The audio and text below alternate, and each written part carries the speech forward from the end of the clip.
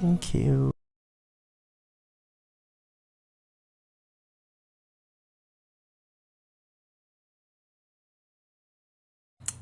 Hello，好，等我，sorry，困到支咪添。好，等我靜一靜啲背景音樂先啊，係歡迎大家嚟到我哋嘅 Day Night 房間362591，係啦，今日節目就即將開始，大家就唔好行開住啦。好，我播一播個 opening 先。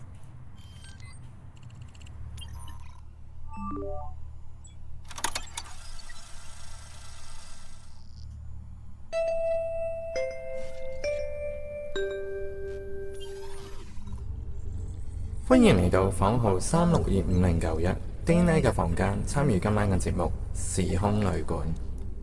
精彩嘅節目內容即將開始，敬請大家盡快就座，以及分享房間俾你嘅朋友。多謝各位合作。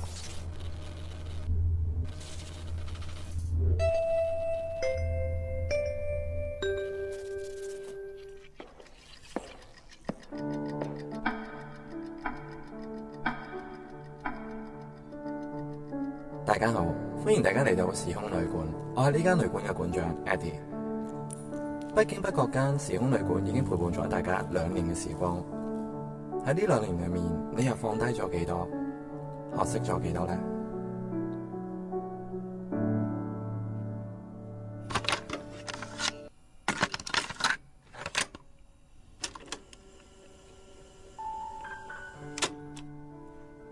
人生當中總會有好多遺憾同埋後悔，後悔當時自己做嘅決定，或者做錯決定所帶嚟嘅一啲遺憾。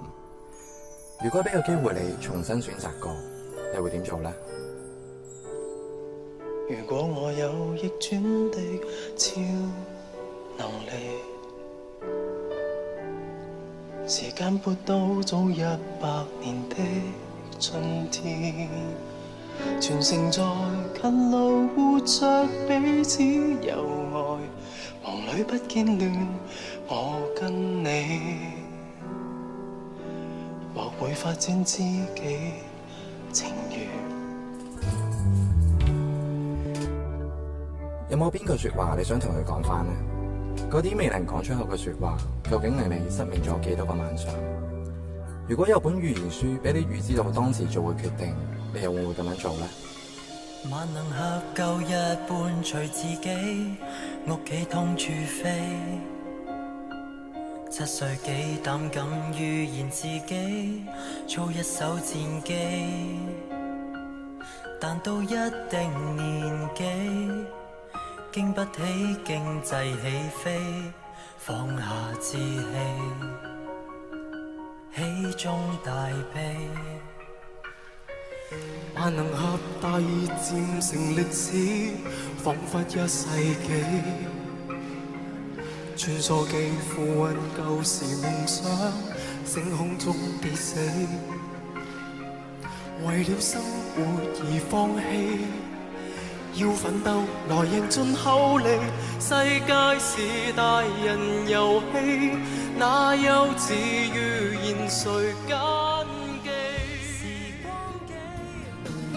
可惜好多嘢都係冇遇過，冇得返轉頭，人生就必須要帶住呢啲遺憾，勇敢咁活下去。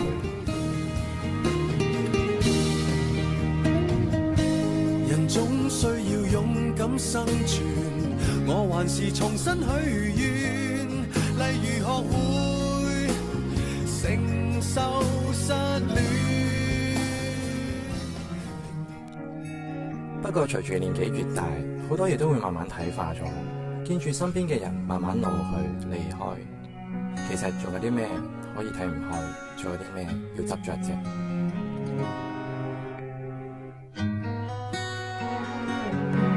為何在遊蕩裏，在遊玩裏，突然變老去？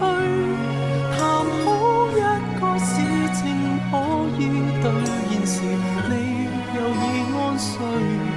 祈求舊人萬歲，舊情萬歲，別隨便老去。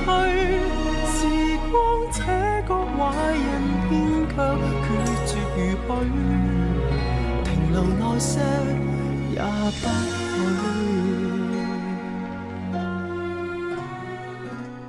人越大，會俾時間逐漸磨走你嘅鋭氣棱角，仲會唔會懷念嗰個血氣方剛嘅你呢？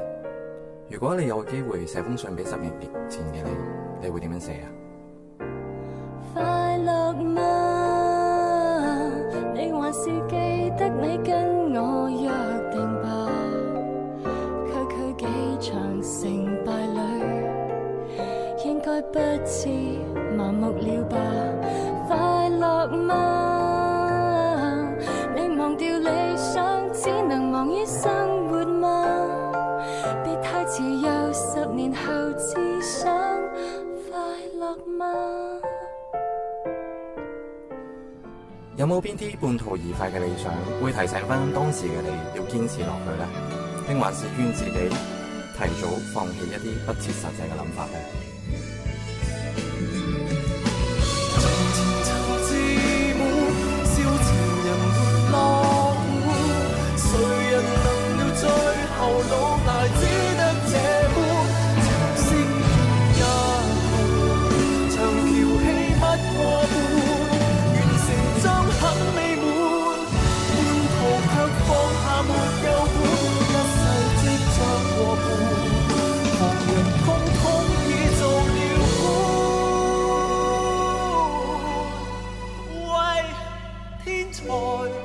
為何我卻是無口？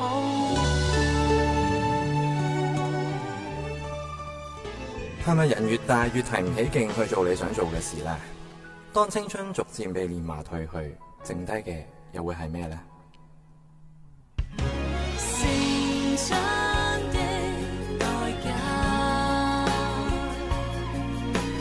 還需要更多嗎？剩下的怎樣花？未有的應否還價？始終已難平嗎？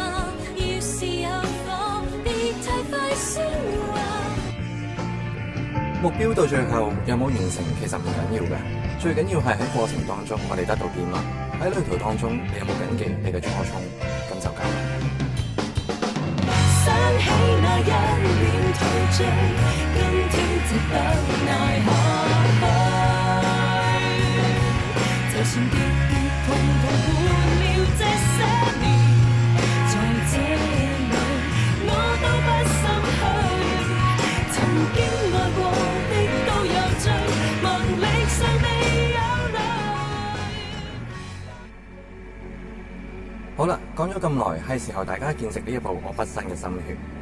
喺你哋面前呢一部時光機，係我用嚟研發穿越時空嘅機器。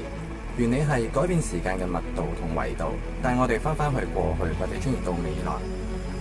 喺帶大家使用之前，必須要提醒大家一啲使用守則。第一，切勿試圖改變於過去嘅任何人事物。世上萬物都有佢定律同埋軌跡，強能去改變，除咗會產生蝴蝶效應之外，仲會影響埋你目前嘅人生軌道添。如果唔想有副作用嘅話呢，就千祈唔好咁樣做啦。第二，唔好向任何人揭露你哋係時空旅行者嘅身份，以免對既有嘅時間線產生混亂。最後就係喺機器運轉途中切勿終止過程，以免發生意外。好啦，麻煩大家依家扣好你哋嘅安全帶，準備好同我一齊經歷一次嘅時空旅程啦！祝各位啲旅途愉快，記得唔好留低私人物品喺你哋嘅座位上面。大家準備好未？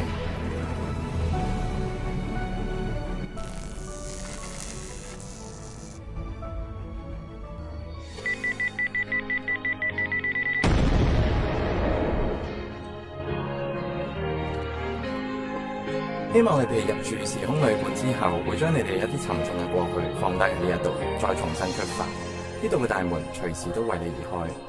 好啦，時間唔早啦，大家辦理完入住手續之後，就可以嚟到我哋日夜演奏廳收聽節目啦。遺憾我當時年紀不可親手擁抱你欣賞，紅面變相識，餘下日子多閃幾倍光。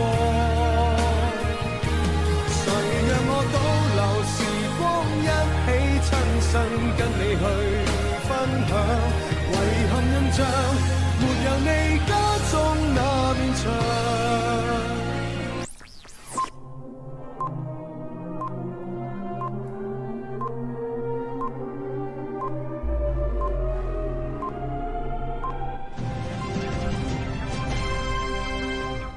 Day9 呈現時空旅館，現在正式開始。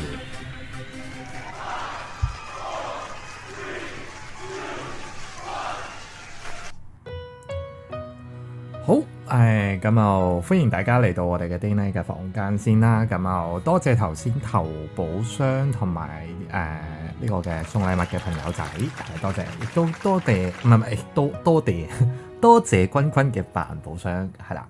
好，咁就時間嚟到晚上嘅9:42，歡迎大家嚟到我哋 Day9 房間，我哋房號係3625091，參加今晚嘅呢個節目《時空旅館》第64集之呢個嘅年度總結報告，係啦。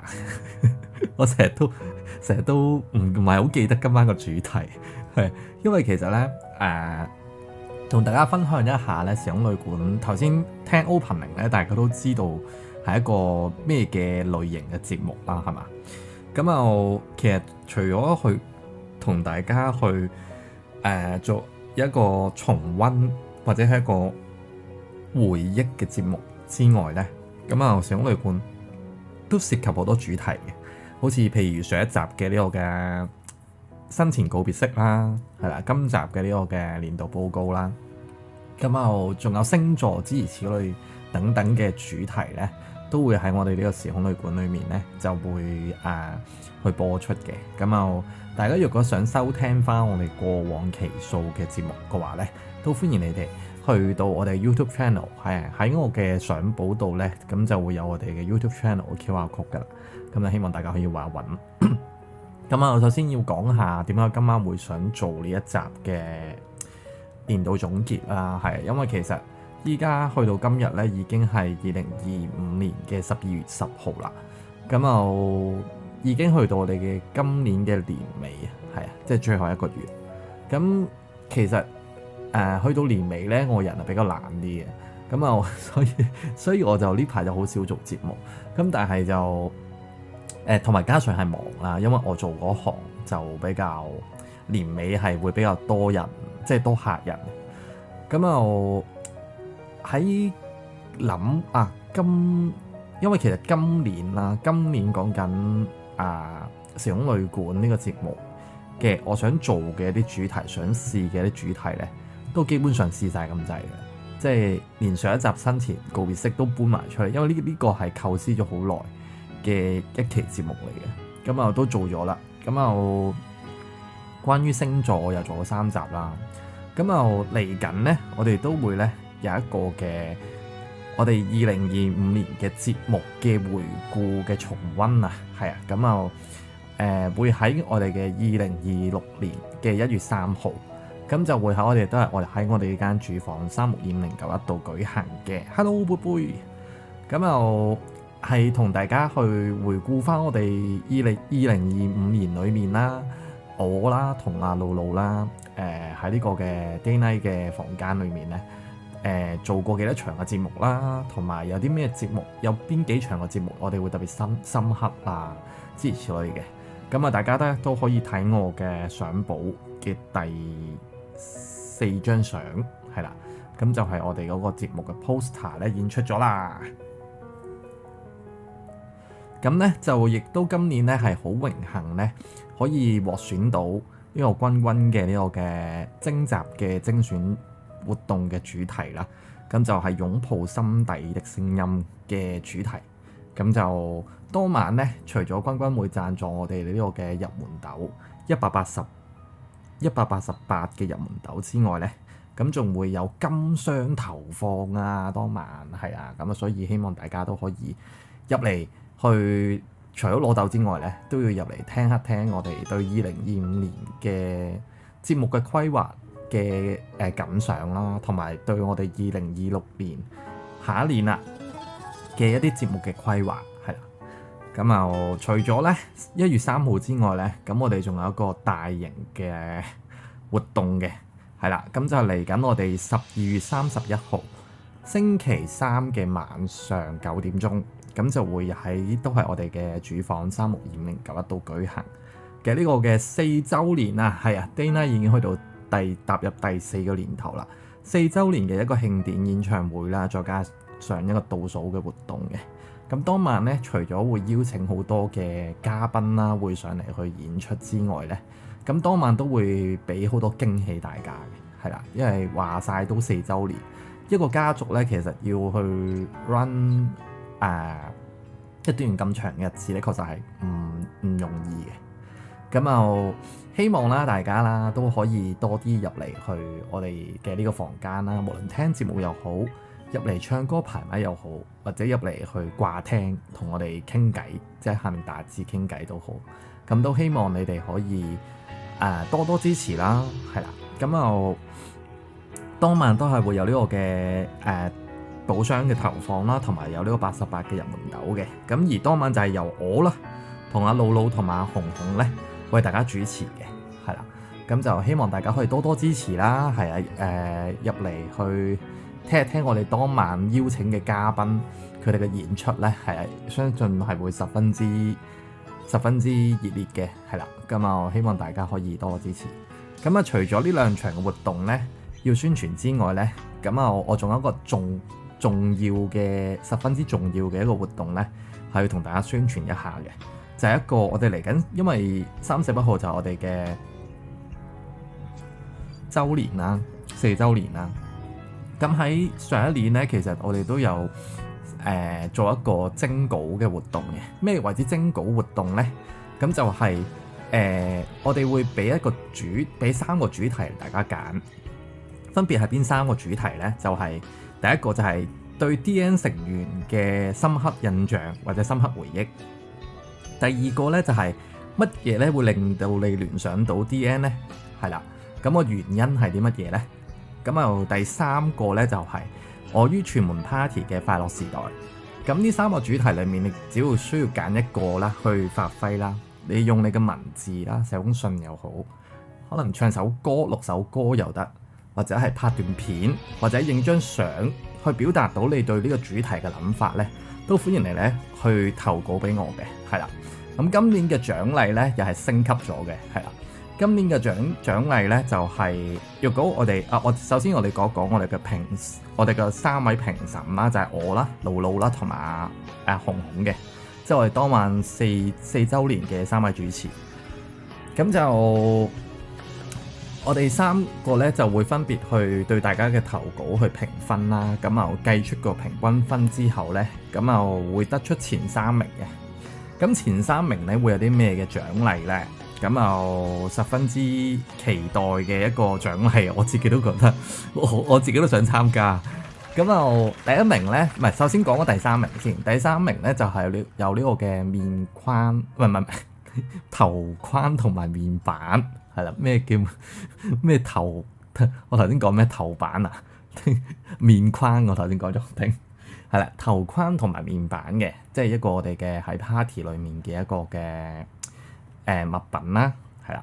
咁就去到第2名咧，咁啊今年咧就唔係淨止頭框面板咁簡單啦。今年我哋係會送出一個嘅在咪，唔係即係送出一個聲波特效嘅。咩為之聲波特效咧？就係咧，你見我唔講嘢嘅時候咧，等陣先，我瞄咗自己支咪先。到我講嘢嘅時候咧，會有個圈圈咁樣圍住嘅，係啦。咁啊係咁轉啊，嗰個圈圈咧，咁就係個聲波動效。咁啊，今年我哋都會係亞軍嗰部分咧，會送出一個聲波嘅動效俾大家嘅。而去到冠軍啊，今年咧我哋特登咧去揀咗一個比較符合我哋嘅主題啦，同埋比較符合我哋家族嘅一個風格嘅一個在咪嘅。咁啊，大家可以撳入我相簿第2張相度去睇一睇。係啦，咁啊只需要咧，係啦，喺呢個嘅1月2號嘅11點59分之前夜晚，係啦，去投稿俾我哋嘅話咧，我哋收集咗大家嘅投稿咧，咁我哋去到11月3號咧，我哋就會去呢個嘅喺我哋嘅節目回顧嗰個節目咧，咁我哋就會去公佈當晚嘅呢個嘅，唔係即係我哋呢個投稿活動嘅名次，咁亦都會頒發呢個嘅獎項俾大家嘅，咁啊希望大家可以多支持啦，因為其實要搞一個活動咧，都需要去大家去參與，係啊，即係都需要去大家去投稿啦，或者係大家若果即使你唔參與都好，幫團長手，係啦，就幫我去宣傳一下，叫身邊啲朋友，喂，可以玩下我哋家族呢個嘅投稿活動喎。咁啊，即使佢對我哋 DN 家族嘅成員啊，或者對我哋 DN 家族咧唔係好熟悉都好咧，都可以去揀第3個嗰個投稿主題，就係講佢喺全民講你哋喺 party 玩呢個嘅全民 party 嘅呢個心路歷程，咁都得嘅，係啦。咁啊，希望大家可以多啲支持，係啦，係咁啊，唔好意思啊，做宣傳都做咗成10幾分鐘啊。咁啊，但係嚟緊咧就一連串嘅4週年嘅慶祝活動咧，咁就會相當之咁豐富嘅。咁就希望大家啦，係啦，當晚可以入嚟一齊去同我哋玩，一齊排下咪啦。咁啊，亦都希望大家可以支持一下我哋徵稿嘅活動。咁啊，徵稿活動嗰個詳情咧，我已經擺咗喺我哋嘅房間嘅投票箱度噶啦。咁啊，麻煩大家啦去睇一睇。好啦，咁啊，言歸正傳，係啦，今晚做呢個主題咧，其實都係同大家想講一講翻2025年自己個人啦，同埋身邊嘅大環境咧發生過啲咩事啦，或者有啲咩大事件啊喺我嘅眼中。咁啊，其實去諗呢期嘅節目嘅時候咧，其實我都用咗相當之多嘅時間去諗，係。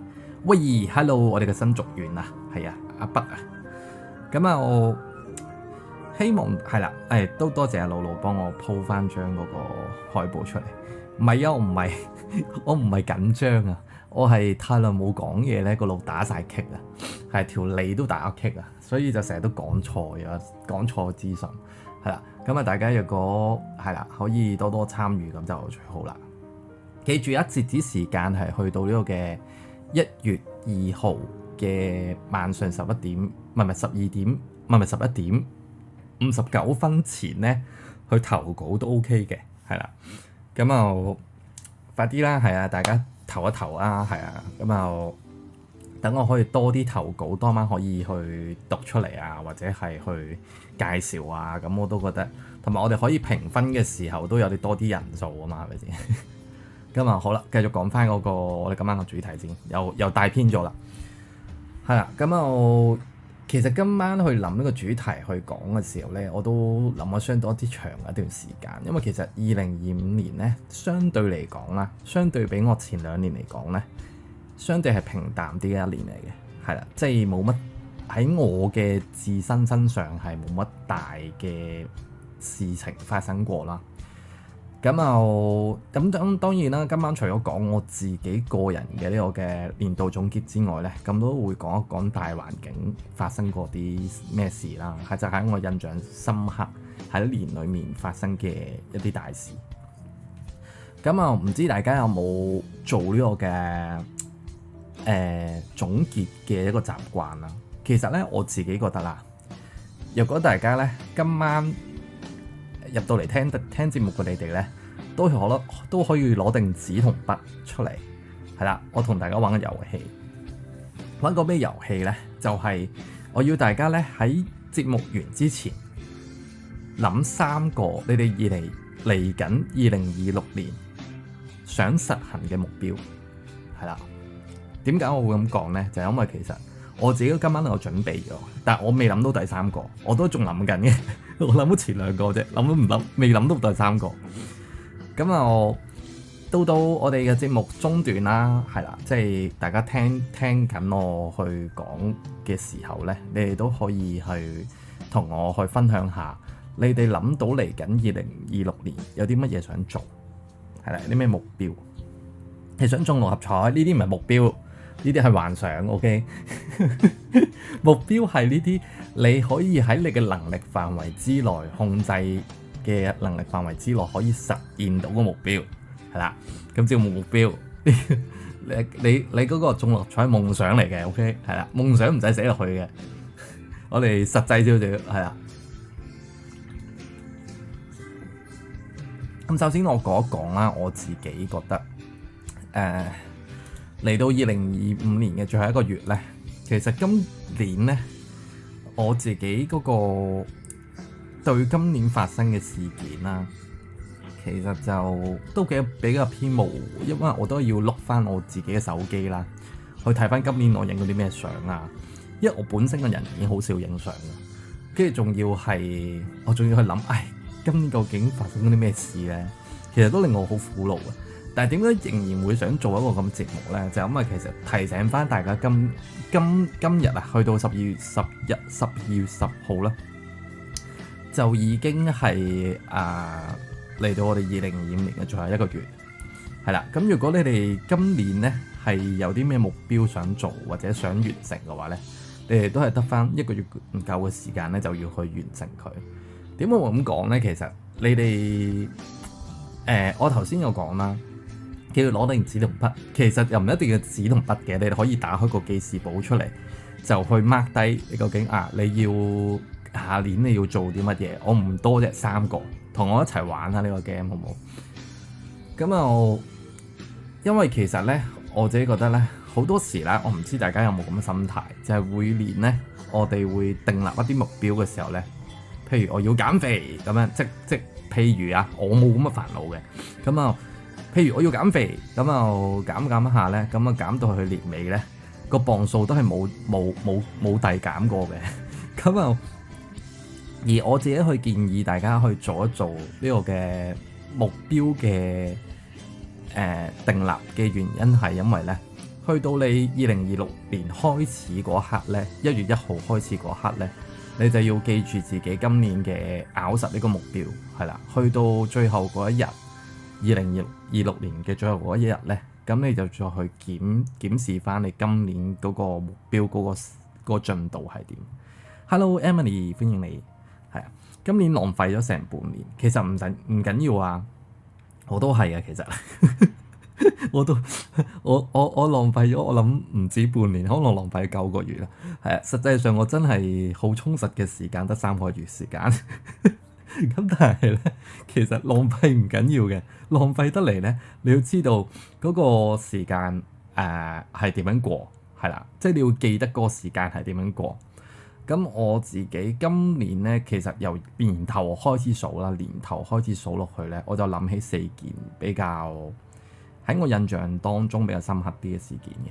咁第一件事咧，其實咧就係我今年嘅生日，係啦，即係3月嘅時候。因為其實咧認識我嘅朋友啦，或者可能大家你哋在場陪咗我咁耐嘅朋友仔都好，你哋都會知道其實我一個都幾唔係話即係特別興過生日嘅人嚟嘅。咁因為一嚟我咧唔介意，我唔mind去幫人哋慶祝生日嘅，因為我覺得去祝福人哋生日係一件好開心嘅事嚟。但係唔知點解永去到呢件事發生喺我身上嘅時候，我就會覺得好尷尬。即當我成為嗰個被祝福嘅主角嘅時候，我就會覺得好尷尬。即係人哋。尤其是咧，啲人會同你講祝賀語嗰啲咧，而呢部分咧，其實大家都認識我耐，都知道咧，其實咧，我平時唱生日歌俾人哋嘅時候咧，我都係講唔出好説話嗰啲人嚟嘅，即係我講唔出啲咁嘅祝賀語，我會詞窮嘅。咁所以咧，就去到人哋祝福我嘅時候，咁我就只可以好尷尬地多謝咁樣，係啦。所以我自己個人嚟講唔係好興過生日嘅，咁但係點解今年咧會算係破天荒啦，算係破天荒搞一次生日，即嘅原因就係因為其實一嚟借搞生日嘅名義啦，可以去拐到我班 friend 出嚟陪我玩 block game 啦，呢樣嘢係其一啦。其二就係其實真冇乜特別嘅，即我嗰個基本上我都同我啲即嗰晚出席嘅朋友講，我話其實你哋唔好當係我生日，係啦，當嚟一齊玩 game 咁就 OK 嘅，係啊。咁我就反而覺得即個焦點唔喺我身上，我就會比較冇咁尷尬啦，係啦。最主要目的係咧，其實人越大咧，身邊嘅朋友咧就會個數量啦就越嚟越遞減。唔知大家有冇咁嘅煩惱，或者係會發覺哇，即係身邊可以係啦，生日你講得啱啊！人大咗，生日就係聚會嘅理由，呢個係十分之正確。而我今年去決定要，算啦，搞生日啦。咁嘅原因就係因為呢一個，即係可以有個理由去出到嚟，去同我班 friend 聚一聚。咁我覺得呢個係一個好正當嘅理由啊，係咪先？咁而我又好怕一樣嘢，就係好怕咩？你我得你呢個朋友啫，咁你又冇講，你有其他朋友嘅係咪先？咁而我就同你 friend 啲啫。咁其次就係係咯，即係除咗有一個正當理由可以出去同啲 friend 去聚一聚之外啦，咁亦都係有啲朋友其實可能係即係一年先會見一次嗰啲嚟嘅，所以藉住呢個機會就即見一見咯，係啊，即係冇乜特別原因，即係搞呢次生日。咁點解今年嘅生日我比較難忘咧？其實除咗今年之外咧，上一個好難忘嘅生日已經去到，哇！我唔記得咗嗰年係幾時嚟嘅。咁總之我有張相，以前喺上報，就係我嗰一年係切咗4個蛋糕，係啦。點解咧？就因為我邀請咗4班唔同嘅圈子嘅朋友一齊嚟。咁邊4班咧？我仲記得係一班係舊同事，一班係現任嘅同事，跟住一班就係我喺網友，即係網上識嘅 friend 啦。咁另外一班就係我由細到大嘅嗰班嘅中學同學嘅 friend， 係啦，4班唔同嘅圈子嘅人，咁匯聚嗰一次啫，真係嗰次真係好似擺大壽咁嘅規模啊，係啊。咁點解嗰次會想搞嘅原因就係因為都係為咗我啲 friend 嚟去同我玩狼人殺，因為平時咧，如果你同佢哋講，喂，出嚟玩狼人殺，佢哋可能唔得啦，忙啊，有啲咩做啊，去旅行啊，或者我嗰日放收嘢啊咁之出嚟。但係一講生日呢個理由咧，佢哋係冇得拒絕你嘅，係啊。好啊，你咪唔嚟，你咪唔嚟啊嘛？一年得一次咁樣講，咁所以其實呢個正當式嘅理由係啦。咁點解會嗰年會切咗4個蛋糕咧？就係因為4班都係唔同圈子嘅人，佢哋冇交集噶嘛，本身即係喺佢哋嘅共同嘅朋友就係得我，而佢哋本身係唔識大家嘅。咁我都好感激佢哋即係會嚟啦，因為其實佢哋會嚟即係淨係可以同翻佢哋自己嗰啲朋友玩飯，即係自己嗰個圈子嘅朋友玩飯，係咩？你都啱咩？咁下次嗌埋你先。咁所以佢哋喺冇溝通嘅情況之下，每個圈子嘅人都買咗個蛋糕，咁所以我嗰年就切咗4個蛋糕，係啦，就係咁嘅。咁而今年咧都切咗2個蛋糕嘅，係啦。咁有一個係我家姐自己整嘅一個蛋糕啦，我可以上傳張相俾大家睇。嗰個蛋糕算係我近呢幾年嚟啦收過覺得最特別嘅一個蛋糕嘅造型，係啊。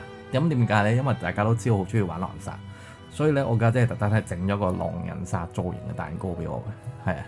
咁而我嗰晚啲朋友都好，個個都話：哇，咁勁嘅，點解可以整到咁靚啊？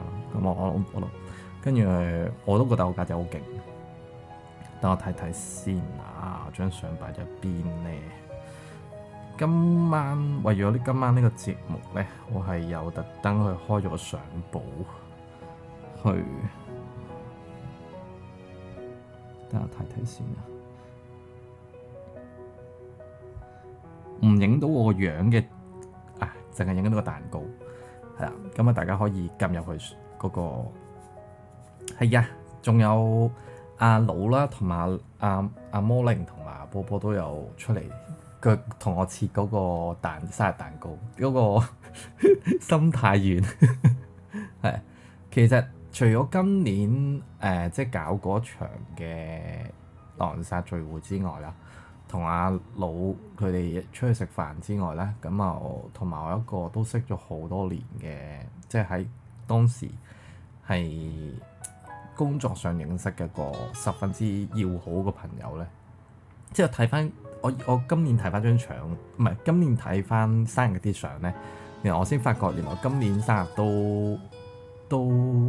都算大搞喎，係啊，但係即算係一個真係見翻朋友嘅一個感覺咯，即係我又唔會特別話嗰場係我生日，即係點嘅。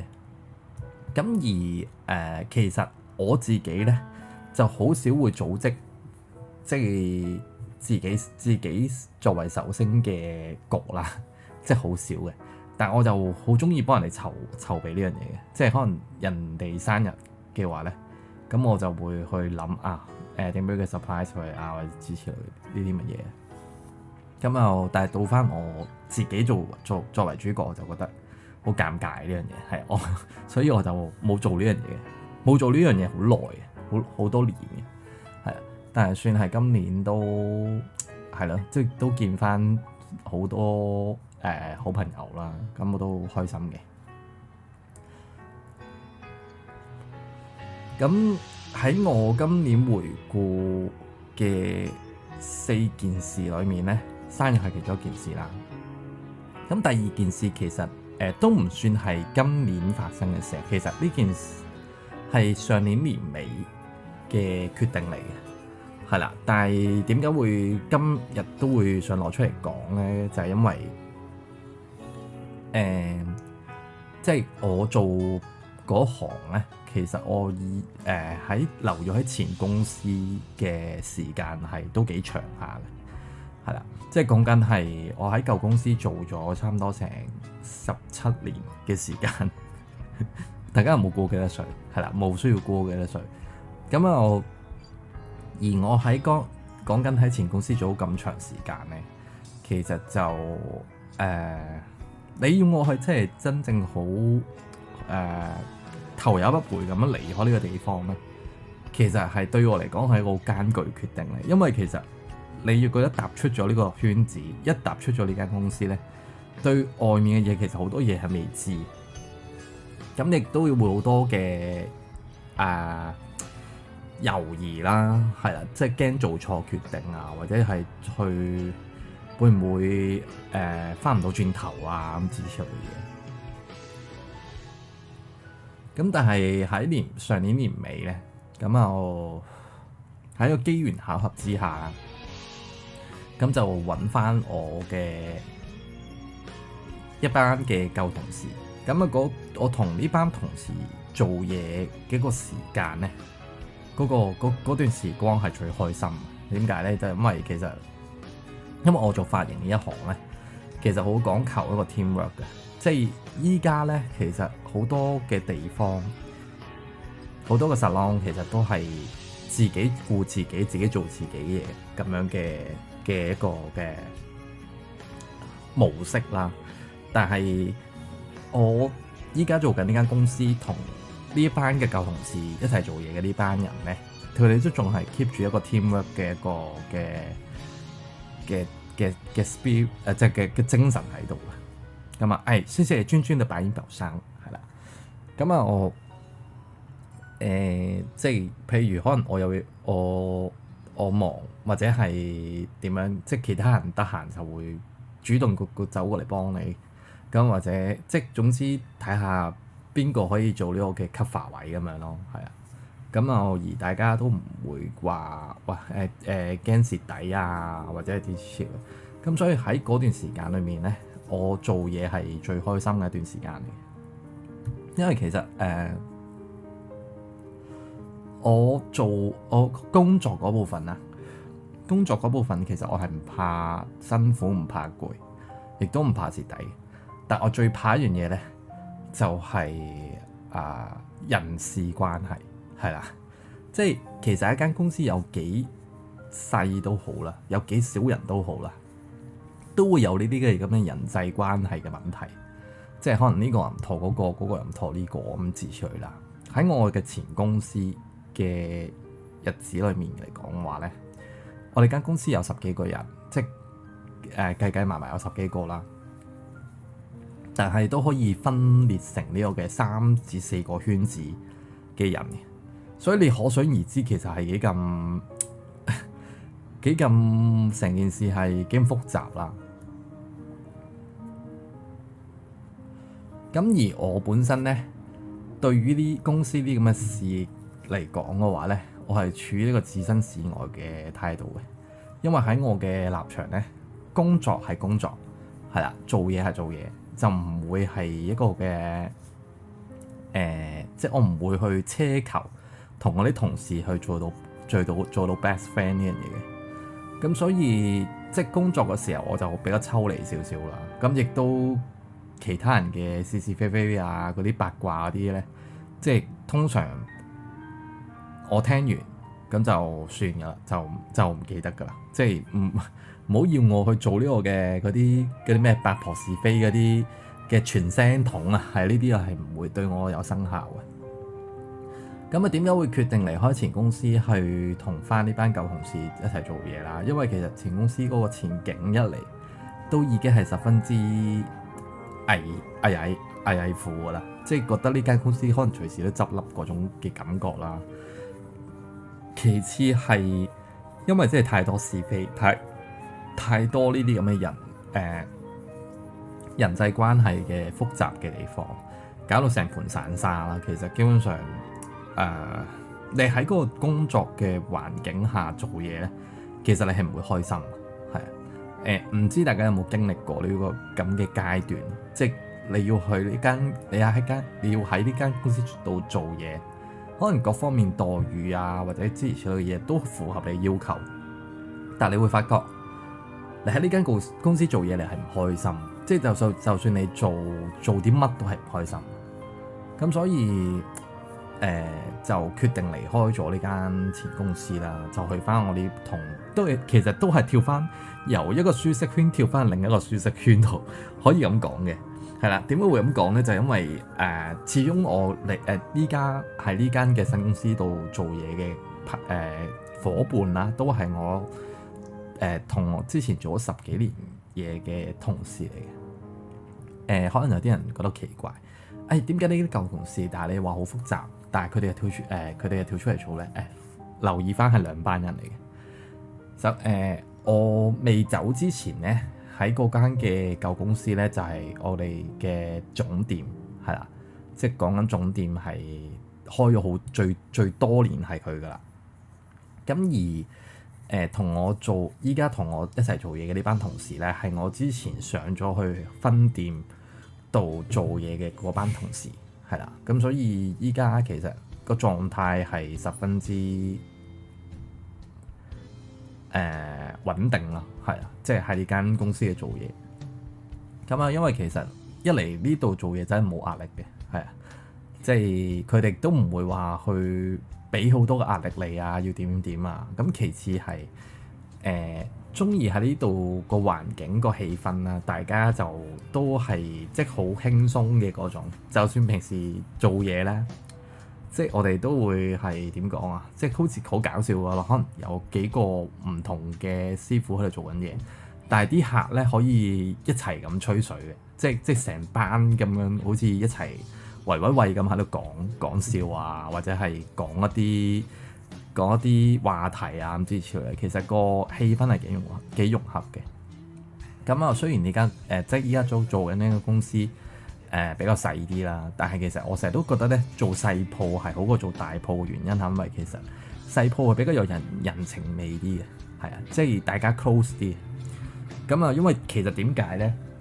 其實因為細鋪細啊嘛，基本上你個空間咧，大家要逼住去面對住大家嘅時候，其實你冇得避嘅，係啊，所以好多嘢你就要去即係同啲同事要多啲互動啦。咁相對地，你講得越多嘢或者係即係對得越多嘅話，其實你感情都會越好。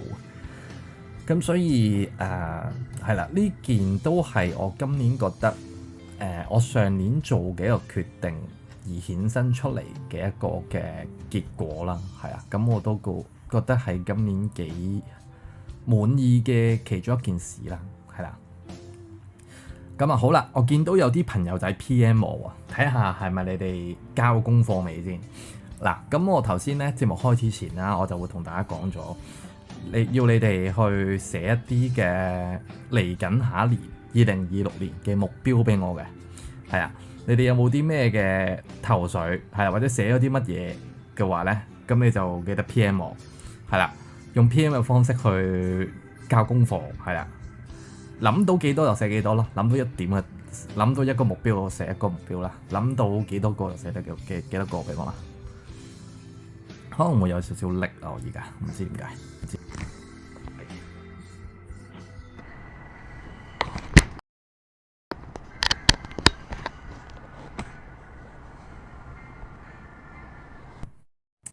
唔好意思啊，條線鬆咗，係啦。咁又係啦。頭先講兩件事啦，就係我今年2025年裏面最深刻同埋最有印象嘅4件事裏面其中2件事。咁又之後嘅2件事咧，其實對於我嚟講咧係比較沉重少少嘅。跟住我記得咧，今年年頭咧，我嘅一個好朋友啦，即我就會成日都會上佢屋企食飯啦，即因為佢有自己家庭㗎啦。咁但係我成日都會上去黐飯食嘅。咁我上去黐飯食嘅時候，就都會同佢傾偈啊，吹下水嗰啲啦。咁啊，我同佢傾開偈嘅時候咧，佢就突然間咧就講起一個話題，都幾沉重。佢就話：唉，係咪去到我哋依家呢個年紀咧，就即係成日都會面對到呢啲咁生離死別嘅嘢嘅咧？咁我就沉思咗一陣，但係我就跟住咧下一個嘅反應就係講粗口，話頂你啊！咩我哋呢啲年紀啊！即係講到咧，好似我啲50-60歲嗰啲咧，身邊嗰啲朋友咧就即係嗰種啊，俾我感覺係有啲侮辱性啊。跟住其實呢2件即係今年裏面比較我印象深刻嘅2件事，其中一個就係我嘅一個好朋友係啦嘅爸爸過身。咁其實大家平時有聽開之前嘅時空旅館啊，都知道其實我都有前幾年都有經歷過身邊嘅親人離世嘅一個嘅情況。咁其實你會覺得咧，即係好似我上一集咁話齋啦，其實你未去真正去面對呢樣嘢嘅時候咧，你會覺得生離死別呢樣嘢係對於我嚟講啊，當時係好遙遠嘅一件事嚟嘅，係啊。但係當真正發生咗喺你身邊同埋你身邊嘅朋友身上嘅時候，你就會覺得好多嘢都係世事好無常，即係生命呢樣嘢係即係隨時都會消逝嘅。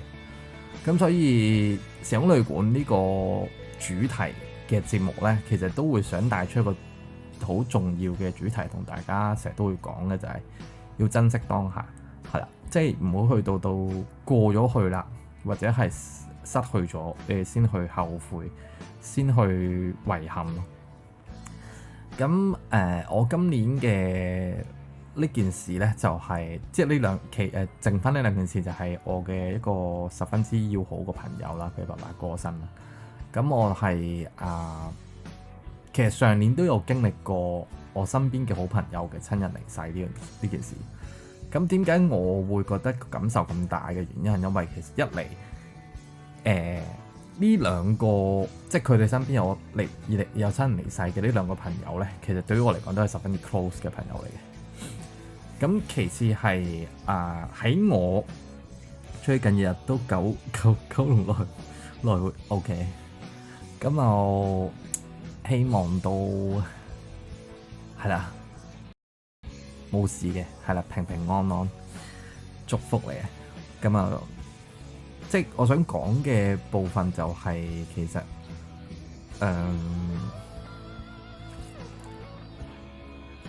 我陪咗我朋友去經歷呢段時間嘅時候咧，其實都某程度上會令我回憶翻一啲我自己當初經歷呢件事嘅一啲嘅細節啦。咁但係我就即雖然我係一個共情能力好強人啦，但係我會知道喺朋友嘅佢嘅親人嘅告別式上面咧，我係要幫佢撐住嘅，係啦。咁啊，所以就好多嘢都即收喺個心入面啦，就冇去展露出嚟啦。咁因為其實講難過嚟講嘅話咧，其實我朋友一定會比我更加難過，因為佢係經歷緊嘅當下，而我係已經經歷過嘅一個情況。咁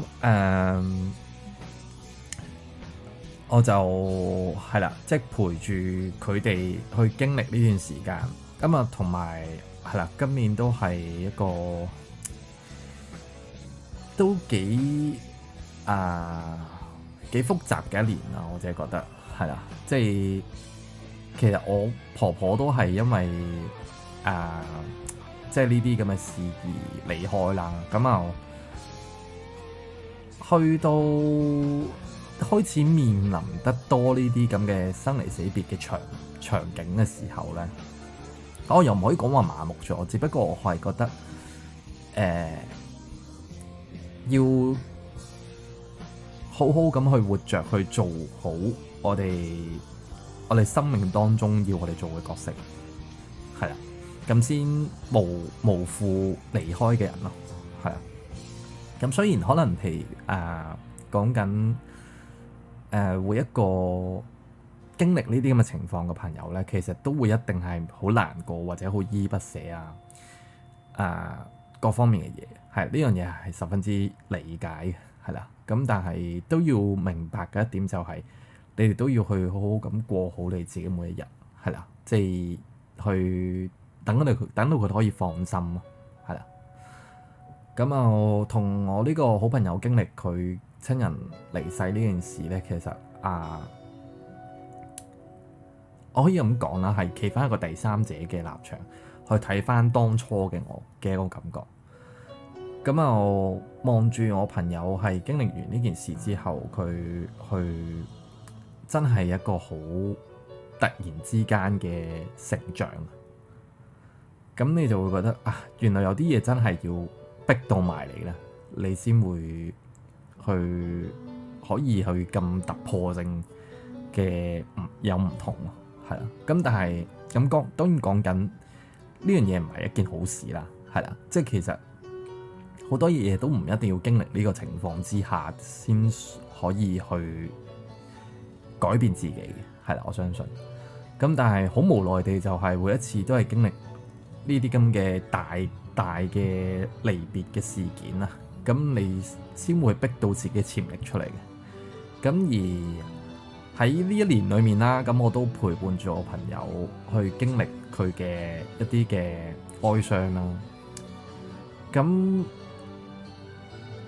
同埋我嘅喺4月嘅時候，咁我就飛咗轉台灣。咁點解咧？就係因為我家姐，即係我個姐夫係台灣人嚟嘅。咁啊，我姐夫嘅媽媽就離開咗。咁啊，其實你話對於姐夫嘅媽媽，其實我應該點稱呼我都唔係好知。但係點解佢離開，咁我哋都要去台灣送佢最後一程啦。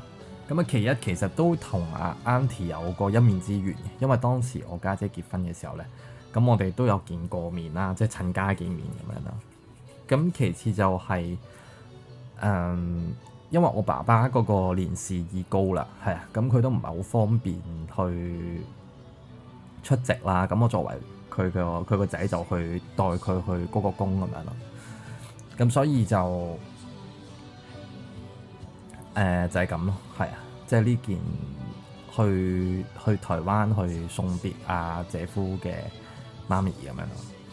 咁啊，其實今年都好多呢啲咁嘅事件啦，去喺我嘅身邊就出現，即使係親唔親嘅朋友都好，佢哋身邊都經歷緊呢啲咁嘅事件。咁所以即係喺我經歷過嘅過來人嘅身份咧，就可以用一個平和啲嘅心態同佢哋去安慰佢哋啦，係啦。咁又若果你哋都即係 touch wood 啊，你哋都經歷過嘅朋友，其實你都會知喺嗰刻嘅時間，其實係好需要人哋身邊去陪住，係啦。即係講緊其實唔需要話你要講好多安慰嘅説話或者係點之類，其實可能就係唔需要講嘢，你就係喺佢隔離坐喺度，咁啊陪住佢，其實都已經好夠。所以希望大家啦，即係嚟緊2026年啦，都抽多啲時間去陪伴你哋身邊你哋覺得重要嘅朋友又好，親人又好，係啦，即係因為時間呢樣嘢咧，即係唔等人嘅，係啦，即係過咗咧，過咗去就冇嘅，所以抽翻多啲時間去陪翻身邊重要嘅人，咁就即係至少呢樣嘢，其實我覺得係先可以維持到大家嘅嗰個嘅關係啦，或者嗰個親密嗰個程度。咁啊，同埋係啦，即係我都唔講太多啦。生離死別呢樣嘢，我就成日都覺得太沉重，係啦。咁但係確確實實今年其實都經歷過唔少啲咁樣嘅情況啦。咁就5件嘅大事咧，我諗到第5個就係其實今年咧喺呢個 party 上面咧，我多咗2個非常要好嘅朋友。呢個其實都係我喺5件事裏面我覺得最值得慶幸嘅一件事嚟嘅。因為其實喺呢個地方度咧，識到好多嘅朋友啦，形形色色、種種類型都有。咁而 Hello 阿 B 歡迎你。咁而點解會今年會特別會識咗2個比較要好嘅朋友啦？一個就係其實都唔係話識，而係本身係都熟嘅。但係因為今年咧係同佢哋2個經歷過一啲嘢，一齊經歷過一啲嘢，所以嘅會有一種嘅革命情感，係啦，即係好似經歷過打過仗嘅一齊，咁會突然間會變得好 close 嘅原因，係啊，咁希望其實即係雖然我就係覺得成日都要發生呢啲大事件，咁先去拉近彼此嘅雙方嘅關係，呢樣嘢其實唔係一件好事嚟嘅。咁但係就我成日都講嘅，即係我同佢哋2個我都係咁講噶啦。我就話喂，唔緊要㗎，發生咩事有我兜底，係啦 ，OK 嘅，係啦。咁即係會俾咗個勇氣大家咯，即係我哋彼此會俾咗個勇氣大家咯。咁所以係咯。同埋2025年對我嚟講都係一個課題，就係關於信任嘅一個課題。信任對我嚟講咧，其實喺我嘅立場嚟講，大家都聽過之前有講過，我係對朋友啦嘅劃分咧係比較清晰嘅，即係可能我覺得係好朋友，或者係十分之要好朋友，或者生死之交咁樣之類，或者普通朋友，咁我都會係有個劃分喺度。咁而我覺得咧，其實去到今時今日呢個嘅年齡啦，就已經係好難去可以做到係你可以完全信賴一個人嘅一個程度。而發生過好多嘅事件，令到我會對信任呢樣嘢係出現咗好大嘅一個嘅恐懼，係啦。咁而我都好感激我呢2位嘅朋友啦，佢哋可以令到我再相信友情呢樣嘢啦，係啦，即係我覺得呢樣嘢其實係好難得。信任對我嚟講係一個課題，係啊，竟然係，因為其實我不嬲都好主張我身邊嘅朋友係你哋要相信，即係識到一個新嘅人，你要去盡量相信對方，唔會因為經歷過之前嘅嘢而去卻步或者之類。好多時講佢好容易，做係真係好難。呢樣我都知，我自己親身咁體會到呢個嘅感覺。但係就好感激我哋2位嘅朋友，令到我去對呢份嘅信任 build up 翻，係啦。咁我嗰2位朋友我就唔開名，係佢哋都知我講佢。咁係啦，即係同你哋經歷過呢啲嘅大事件之後，反而係會更加之了解大家啦，同埋即係大家會明白雙方嘅一啲嘅諗法或者係立場都會係更加清晰咯。係啊，多謝你哋。好啦，咁我講咗1個鐘差唔多，有冇朋友仔排咪可以唱下歌先？係咪先？好啦，嚟緊下一節咧，我就要同大家對功課噶啦，係啦。咁啊，大家有冇 set 一啲嘅2026年嘅目標咧？係啦，咁啊歡迎你 PM 我嘅，係多謝隊長。咁啊冇啊，咁我繼續講下先啦。呢5件其實我都係絞盡腦汁先去諗到今年發生嘅一啲嘅，對於我嚟講係5件比較重要嘅事啦。咁啊撇除我自己個人啦，即係唔係淨止我講我自己個人，講下我哋身邊嘅大環境因素嘅一啲嘅事件啦。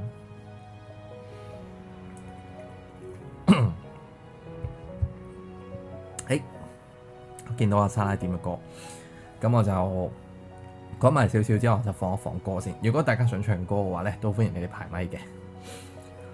咁啊，首先講一講就係今年年頭啦，我自己都即係都算係幾震撼嘅一件事件，就係台灣嘅嗰個大 S 過身呢件事。點解咧？其實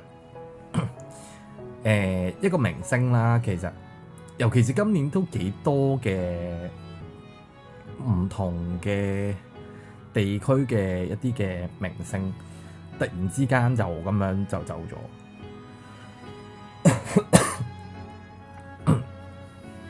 點解會對大 S 過身呢樣嘢咁大感觸咧？即甚至乎係我啲好多年冇揾我個朋友啦，即係好多年冇揾，可能中學同學咁樣啦。佢突然之間同我講：哎呀，佢死咗啊！咁之類。我話嚇，唔係嘛，講笑啫嘛。跟住最後睇新聞先知原來真。即係一嚟呢件事即係發生得太突然啦。咁其次係對大 S 個印象係佢又唔算偶像，但係我就會覺得我好欣賞佢呢個人，因為佢即係喺我嘅印象當中啦。我對佢了解咧係睇康熙啦，同埋睇呢個嘅佢一啲訪問。咁其實佢都算係一個幾愛恨分明啊，即係敢愛敢恨啊，同埋一個幾敢言嘅一個明星嚟嘅。即係對於一啲不公義嘅情況，佢會敢於發聲嗰啲人嚟。咁而我自己本身咧係淆底獸嚟噶嘛，本身係。咁所以我其實我覺得佢呢種嘅勇氣啦，其實係好難得嘅。即係佢身為一個公眾人物，仲要係唔驚講錯嘢，咁樣去即係唔驚得罪人，咁去敢於為自己發聲呢樣嘢，其實呢樣嘢就係好值得欣賞咯，係啦。咁其次就係佢同阿細 S 嗰個即係姊妹情深嗰部分啦。其實由佢好早期咧，我睇佢嗰啲嘅訪問啊，或者係睇佢哋嘅節目啦，都會係覺得佢即係對佢哋兩個好深刻印象呢件事。但係就因為一場嘅日本之旅，咁就突然之間走咗，咁係覺得好可惜嘅，係即係會覺得真係冇咗一位嘅台灣嘅巨星，我自己覺得。咁而佢都仲係好後生啦，對於即係我自己覺得都係好後生嘅一個明星，就突然之間咁樣毫無預兆地咁樣走咗，係啦。咁就係嗰段時間，其實你係都唔係冇刻意去 follow 呢件事都好啦。但係你打開所有嘅 social media 又好啊，或者係打開嘅所有新聞啊都好啊，都係會不停咁去講呢件事。咁相對地，其實嗰陣時嘅情緒都會受到影響，係啊。咁我亦都係一個比較容易 emo 嘅一個人啊，係啊。所以即係成日都會覺得，唉，呢個真係世事無常，即係咁就突然之間冇咗一個咁好嘅一個嘅明星，係啦。咁好啦，下一節先再講埋我覺得幾件不同喺呢一年裏面發生嘅一啲嘅大事件。咁我就交支咪俾阿莎拉先，係啦。咁啊，歡迎大家，如果中意想排咪唱歌嘅話，都歡迎你哋排咪先嘅。好，咁啊，莎拉喺咪度？莎拉準備好啊，我將支咪交俾你啦。多謝隊長。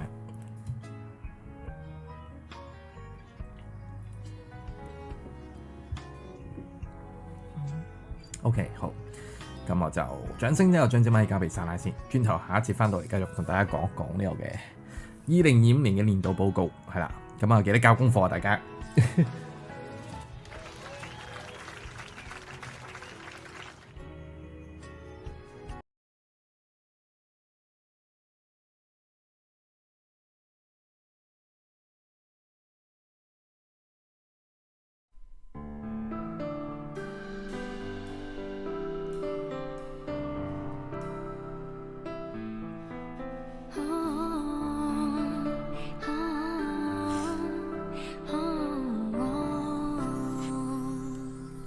曾經攀上的天梯，曾經擁抱的身體，曾經在乎一切，被突然摧毀，剎那比沙更細。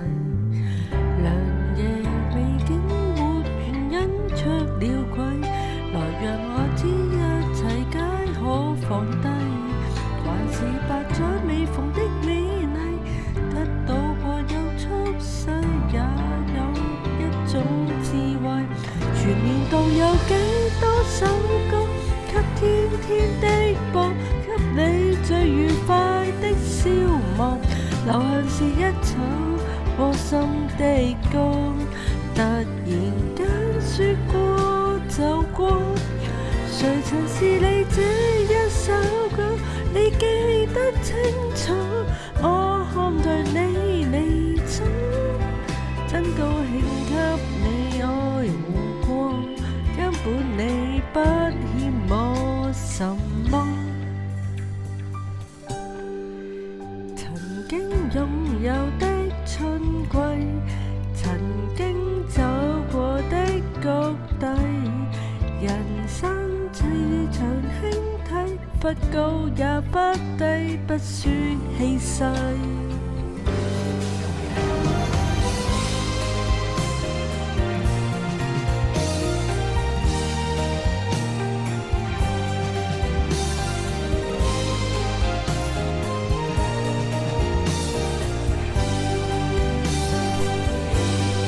全年度有幾多首歌，給天天的播，給你最愉快的消磨。流行是一首窩心的歌，突然間說過就過。誰曾是你這一首歌？你記不清楚，我看着你離走，真高興給你愛護過。根本你不欠我什麼，誰曾是你這一首歌？你記不清楚，我看着你離走，很高興因你擦難過，高峰過總會有下坡，回憶裝滿的秋世，回憶走過的光輝，人生艷如花卉，但限時美麗，一覽始終無謂。回望昨天，劇場三不見底，還是有幾幕曾好好發揮。還原我懂下台的比例，鞠躬了就退位，起碼得到敬禮。誰又妄想一曲一世，讓人終身到底？多謝。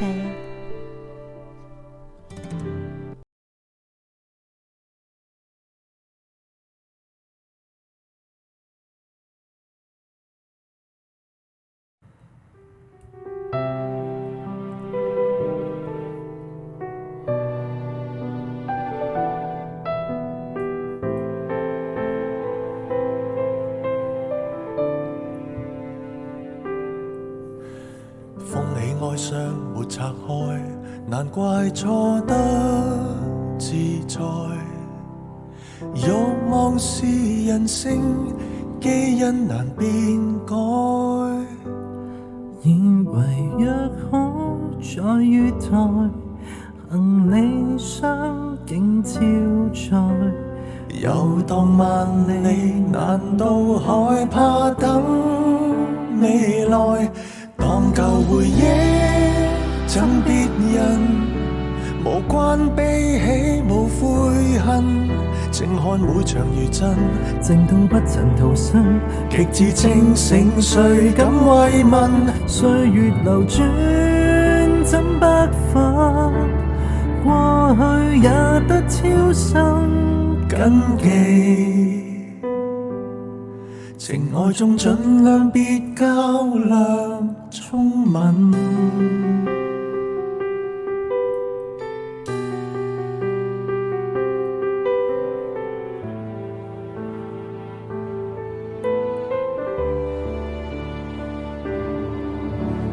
牽手分手遇太多，人太慣於寂寞。命運被重播，心知難結果。旅程結束沒奈何，曾痛惜非出錯。奇遇像你，其實在世間不多。當舊回憶贈別人，無關悲喜無悔恨。別教兩人囚禁，別要糾纏餘生，別這陰影隨心放任。歲月流轉差一吻，錯過更顯逼真，只怕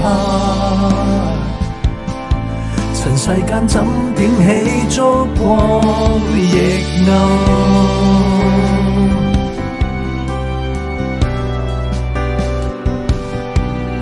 每段過去，流時間裏飛失去，往後回憶換別人，無需假裝無愛恨。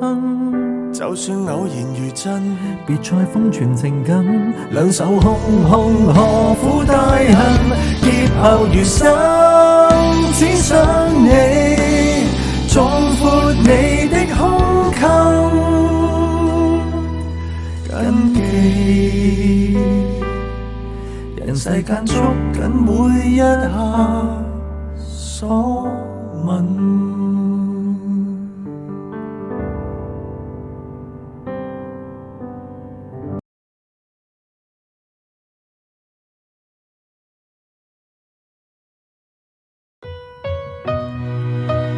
好多謝晒拉嘅排咪，亦都多謝大家嘅禮物。好，時間嚟到晚上嘅10:44，仲有15分鐘，今晚嘅官方活動就完結啦。咁啊好，今日我睇一睇先啊。都係要做個宣傳嘅，係啦，節目中間都要做個宣傳。咁啊係啦，嚟緊我哋咧嘅 Day Night 咧，咁就4週年啦，係啦，就12月31號，係啦，晚上嘅9點鐘，咁就會有呢個週年嘅慶典嘅演唱會嘅。咁啊，到時邀請咗好多嘉賓上嚟去演出啦。咁啊，亦都當晚有我啦、露露啦同埋阿紅紅啦3位為大家主持嘅。咁啊，希望大家可以多多捧場啦。係啦，咁除咗呢個週年慶典嘅活動上宣傳一下之外呢，咁都想宣傳一下我哋嘅4週年嘅徵稿比賽啊。係啊，因為就今年啦，想同其實好似上年開始呢個嘅活動呢，其實意義係在於邊度呢？就希望大家可以去透過你嘅方式，無論你寫封信俾我哋又好，或者係作首歌俾我哋都好，係啊，或者唱首歌啦，影張相啦，或者係畫幅畫都好啦，總之任何形式都得嘅，咩方式嘅投稿都冇問題。咁就去將你哋對我哋嘅3個嘅主題嘅演繹啦，分別係對 DN 成員嘅一啲嘅深刻嘅回憶或者印象啦。咁啊，第二就係咩會令到你聯想到 DN 呢？或者個原因係啲乜嘢呢？咁咁啊第三就係我喺全民 party 嘅快樂時代。咁呢3個主題裏面任意你哋點樣發揮，揀其中一個嘅主題去發揮，係啦。咁我去交呢個嘅稿俾我啦，係啦，可以透過 PM 去交俾我又好，或者去透過 email。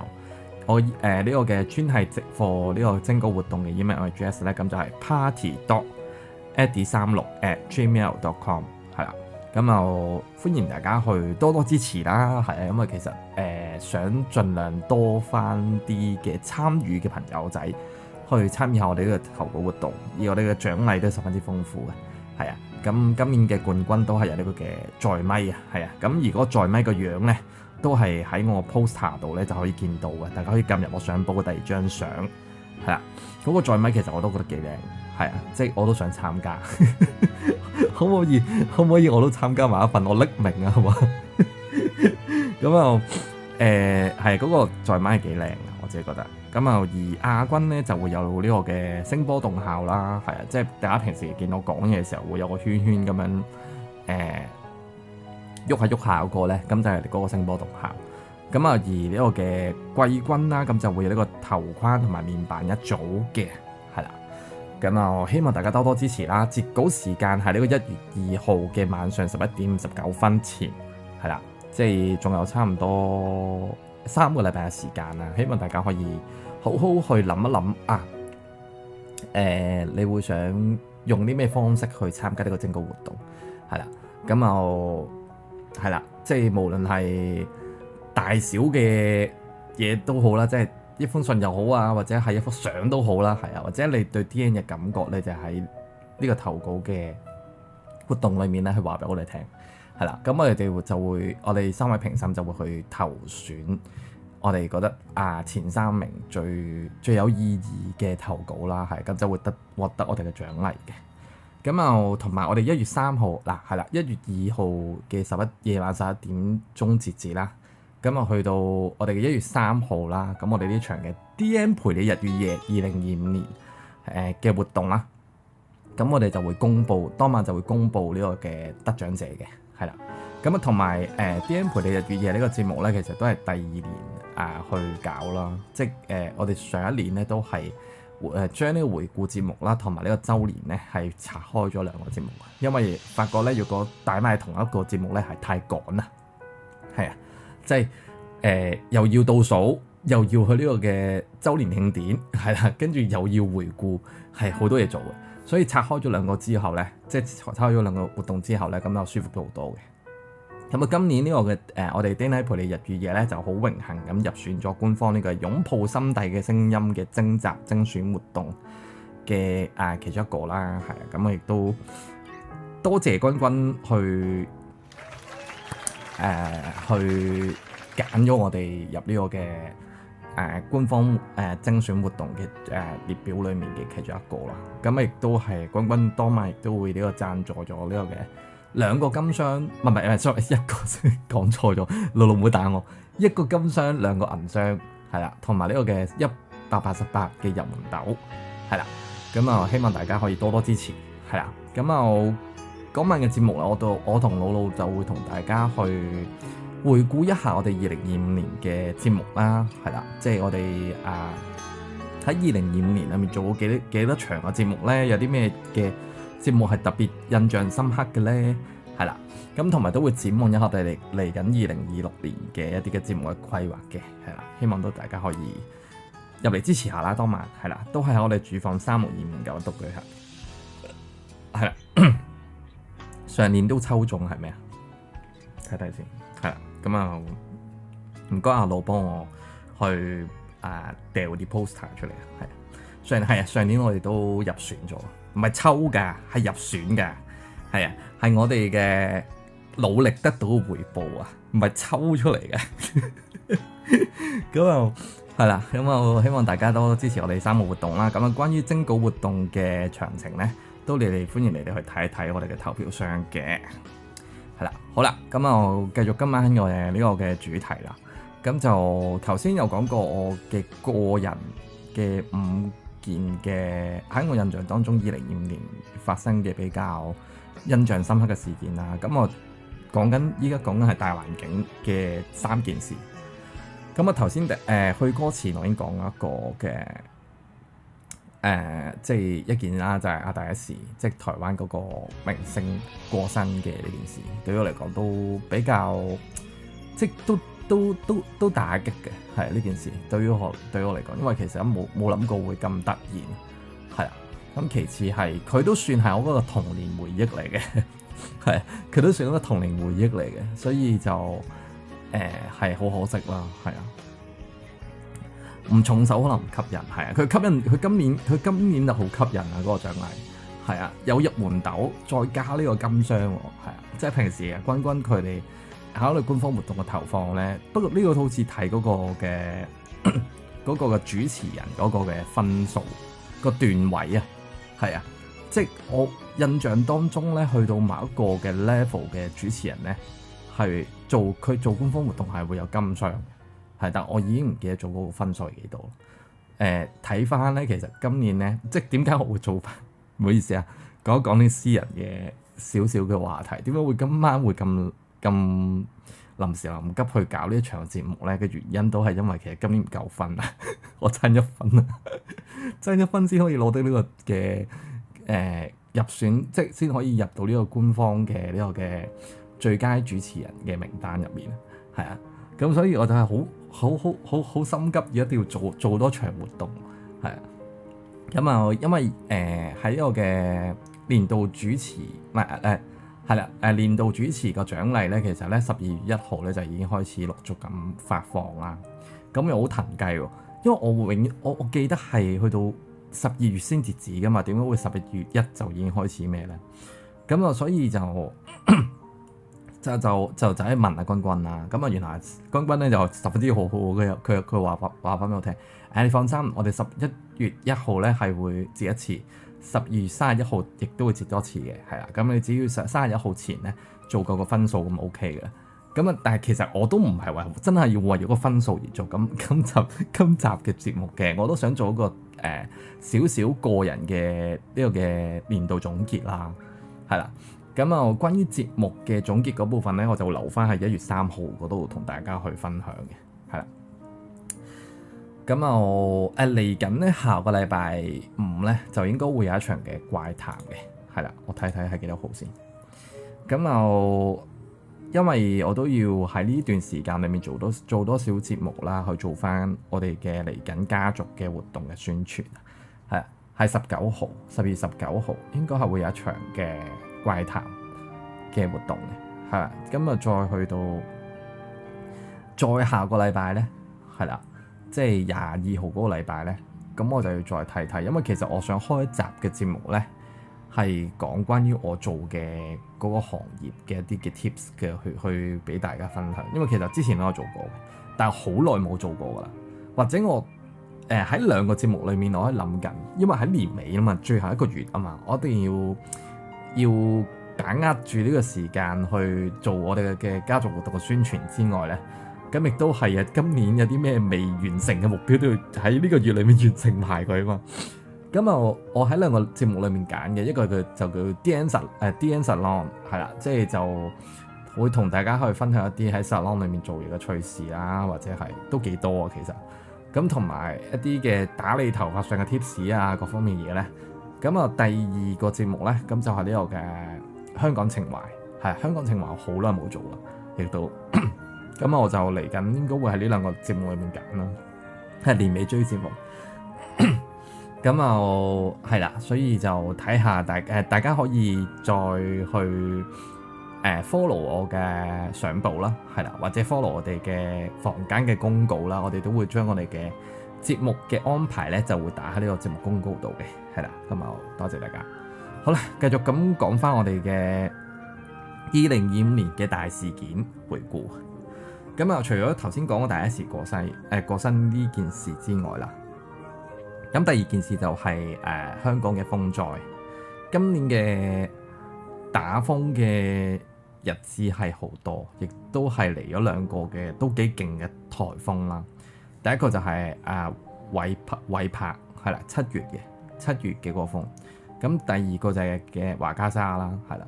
咁呢兩個風咧，其實咧喺惠柏嚟嘅時候咧，其實我冇咁有呢個危機意識嘅，係啊，即係會覺得呢個風都應該流嘅啫咁樣。咁點知咧，其實都幾恐怖下嘅，嗰個風都過咗10號嘅，係啊。咁我自己本身就住得高嘅，即係嗰個樓層，所以其實都幾迎風下，而且係啱啱新裝修完咧，我好驚個扯走咗，即係嗰啲風會扯走咗個冷氣機出去。咁所以其實都幾驚嘅，係。咁經歷過惠柏嘅呢個風之後咧，咁之後就到9月嘅嗰個華加莎啦。華加莎嚟嘅時候咧，我係直情係備戰咁樣啊，係啊，即係個風未嚟到之前咧，即係完全係倒數咁樣嘅。咩先捉噶嘛？咁喺個風未嚟到嘅2個鐘之前咧，我已經喺屋企咧佈置好晒所有嘅最差嘅嗰啲嘅情況啦，即係封晒啲窗啊，仲要攞啲繩綁實佢啊嗰啲咧，跟住又要鋪埋啲膠紙啦，即係驚個窗碎嘅時候啲玻璃會飛入嚟咁樣咧。咁確確實實華加莎係好堅呢個風，唔知大家嘅感受係如何啦？但係呢個風係算係近幾年嚟啦，我覺得都幾勁嘅一個風嚟嘅。咁啲人咧，其實咧，我覺得咧，呢樣嘢我都想發表嘅第二個諗法就係、是，啲人都成日都講，即係個風打完之後啦，啲人就係喺度講話，妖都冇料嘅個風咁諸如此類。我心諗其實呢啲人係咩心態咧？即係你會覺得係打到要死人冧樓咁你先開心嘅係咪？即係個風咧，其實我想講咧，你哋係即係嗰啲人嘅心態咧，咁樣講出呢咁嘅説話咧，其實係好冇公德心，我覺得。咁即係你要去個風嘅破壞程度去到咩程度你先覺得夠咧？係啊，即係啲人就會覺得哇講就好似講得好勁，但係打到埋嚟就麻麻地，即冇乜料到咯咁樣。咁但係其實話俾你聽咧，喺數據分析上嚟講嘅話咧，其實華加莎咧佢個路徑咧係偏移咗嘅。即係若果佢當初佢嗰啲專家或者係各方面嘅嗰啲嘅天氣匯報嗰啲嘅網站啦，去講佢個路徑咧，如果真正咧打到嚟香港嘅話咧，其實係好大鑊嘅。但係佢個路徑其實佢都算打正，但係佢係喺登陸嘅嗰個面咧，其實係比我哋之前預測咧係偏差咗嘅。咁個風力咧先冇當年山竹咁勁。如果唔係，其實都好嚴重嘅。咁所以其實，面對呢啲咁嘅天災啦，其實都冇辦法。即係可以講嘅、可以做嘅就係大家要即係小心咯，係啊，即係要鎖緊屋企啲門窗啊，即係唔好出街啊，備好啲食糧啊、水啊，喺屋企啊預咗去過幾日咁樣啦，咁啊。即係雖然係其實去到依家嘅年代咧，我都相信唔會話大規模咁斷電斷水好耐嘅。咁但係其實意外呢啲好難講噶嘛，係啊，所以就即係尤其是今年係真係打咗好多風，係啊，即係個天氣係越嚟越極端，可以大家去留意到呢幾年嚟都係十分之啲天氣越嚟越惡劣，去到即係。好似講緊上個月咋，仲講緊上個月11月都有風打緊，咁所以你諗下，即係以前可能我哋講緊係7、8月嘅時候係風季啊嘛，但係依家去到9月、10月、11月都有風打，最驚爆玻璃係啊，所以即係大家要做好防風措施啦。但係其實原來我先知咧，即係好貼咗好多年嘅膠紙，原來啲人話冇用。所以今年我冇貼膠紙，我純粹就係攞啲嘢綁實啲窗咯，即係等佢唔好飛出去啦，唔好俾啲風扯出去咁樣咯。咁係啦，即係天災呢樣嘢就冇得控制嘅，係啊，但係可以控制到嘅就係你哋要小心啲啦，係啦，即係出入都小心啲。如果即係遇到啲乜嘅風災嘅情況之下。咁就係咯。咁呢個就係我就覺得2025年嘅第二個嘅大事件啦。咁講緊最尾一個咧，就一定係啱啱發生嘅大埔嘅火災。係啊，呢個我相信係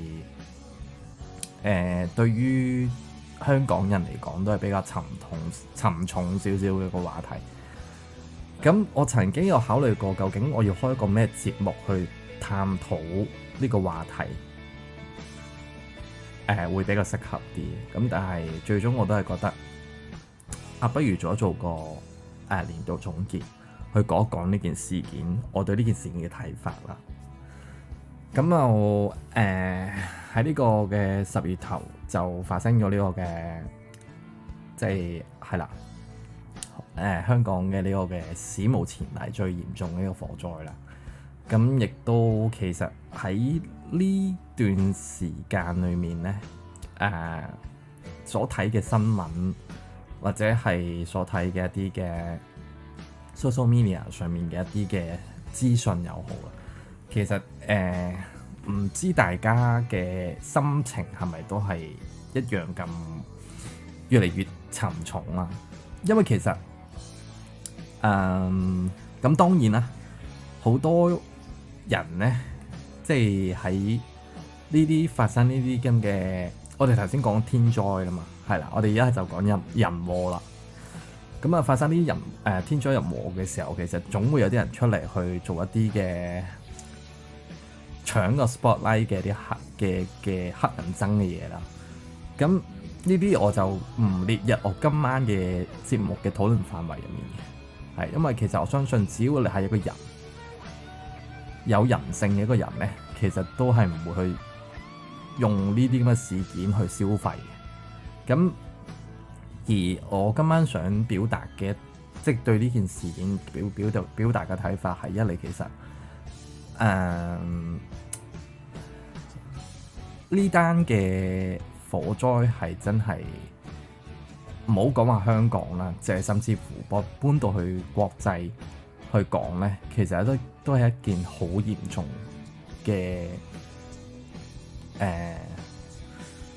災難嚟嘅。咁而我嗰幾日咧去睇住呢啲嘅新聞又好啦，或者係睇住呢啲嘅消息都好咧，其實都係個人嘅情緒好低落嘅，係啊，因為一嚟覺得其實當時我知道呢個消息，因為其實當發生嘅當日咧，我係返工嘅。咁而我返工嘅時候，我就好少會睇手機，所以其實係得知呢個消息係啲客話俾我哋聽。咁我哋就即係當時我哋都冇意識到個嚴重性係咁誇張。咁去到好啦，收工之後再睇嗰啲嘅新聞啊，再睇嗰啲嘅即係 WhatsApp。朋友或者喺群組裏面 send 出嚟嗰啲嘅影片啊圖，先知道哇，好大鑊！咁亦都係好遺憾咁樣，即可以咁好遺憾咁講，其實呢件事係其實係可以避免嘅，係啦，但係即係無奈地都已經發生咗啦。咁我想講嘅嘢係，我希望可以去呼籲一下大家啦，用你哋有限嘅能力去幫助呢場災害裡面嘅一啲嘅受害者，係啊。咁我希望大家可以每人做一啲啦，係啊，每人做啲，其實去捐下物資又好啊，做下義工又好啊，或者捐下錢都好，係希望去幫助佢哋。因為其實你諗下12月呢啲咁凍嘅日子，無家可歸，已經係一件好慘嘅事嚟嘅，仲要係因為一場大火而搞到家破人亡，所以對於佢哋嚟講咧，係一個嚴寒，係嚴寒嚟嘅。所以希望大家如果有能力可以幫助到嘅話，就盡量去幫助佢哋。咁當然啦，都要去分清楚，會唔會有啲人渾水摸魚咁去呃嗰啲捐款嗰啲咧？係啦，即係呢啲我唔講咧，大家都要分清楚呢部分啦。最好去用翻去官方嘅渠道啦，捐俾紅十字會又好啊，或者係捐俾一啲嘅救助機構都好。咁希望大家可以多啲去幫助佢哋啦，係啊，因為其實呢件事件啦，對於我哋香港人嚟講係應該係大家都係同樣嘅感受咯，係啦，即係同樣都係咁沉重，亦都係好難過嘅心情啦。咁但係喺呢度都想同大家講翻聲加油，係啦。2025年咧，仲剩翻1個月都唔夠嘅時間，係啦。希望過完今年，係啦，下一年重新開始，會有一個更加好嘅開始，係啦。咁就至於冇，我其實最主要想講都係呼籲一下大家，有能力嘅話就去幫助一下。佢哋因為呢場災難而係啦嘅受影響嘅朋友咯。咁如果喺你哋身邊，亦都係有遇到，或者你身邊本身係有一啲嘅朋友係因為呢一場嘅，即係呢一場嘅災難嘅受害者啦。咁亦都去多啲去陪伴佢哋。關心多啲佢哋，係因為其實即係將心比己啦。如果呢件事發生喺你身上嘅話，其實你就會知道佢哋依家呢一刻嘅佢哋係幾咁絕望。咁啊，我亦都希望佢哋可以盡快去 move on 啦。雖然我知道好難呢件事。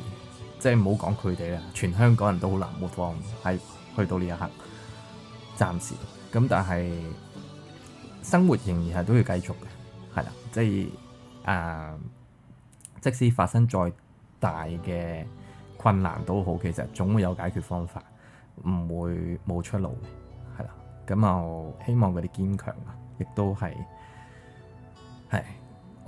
公司安排咗宿舍俾佢住。係，咁係希望可以多啲去，係即係每人去付出少少，其實嗰個力量就已經好大。